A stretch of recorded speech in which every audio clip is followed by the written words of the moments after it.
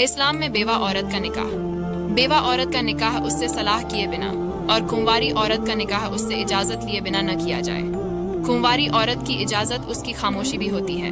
نماز میں کنسنٹریٹ کرنے کے کچھ ٹپس۔ اگر آپ کو نماز پڑھتے وقت بہت زیادہ وسوسے آ رہے ہیں، دس از بیکاز آف شیطان، جس کا نام ہے خنزب، جو کہ نماز میں وسوسے ڈالتا ہے۔ اس سے بچنے کے لیے آپ اعوذ باللہ من الشیطان الرجیم پڑھیں اور اپنی لیفٹ سائڈ 3 بار ہلکا سا اسپٹ کر دیں۔ ایسا کرنے سے آپ کے سارے وسوسے ختم ہو جائیں گے اور آپ کا کنسنٹریشن ہائی ہو جائے گا۔ نماز کا مطلب سمجھیے۔ کیونکہ عربک ہماری فرسٹ لینگویج نہیں ہے، اس لیے ہم جو بھی صورتیں عربک میں پڑھتے ہیں اس کا مطلب نہ پتا ہونے کی وجہ سے ہمارا کنسنٹریشن ادھر ادھر چلا جاتا ہے۔ جب ہمیں نماز میں پڑھی گئی صورتوں کا مطلب پتا ہوگا تو ہم نماز میں اور بھی اچھے طریقے سے کوشش کریں کہ نماز پڑھنے سے 5 منٹ پہلے آپ قرآن وتھ ٹرانسلیشن پڑھیں۔ آپ کے دماغ کو ایک بریک ملے گا۔ اینڈ لاسٹلی، نماز پڑھتے وقت اس بات کا دھیان رکھیے کہ اللہ آپ کو دیکھ رہا ہے۔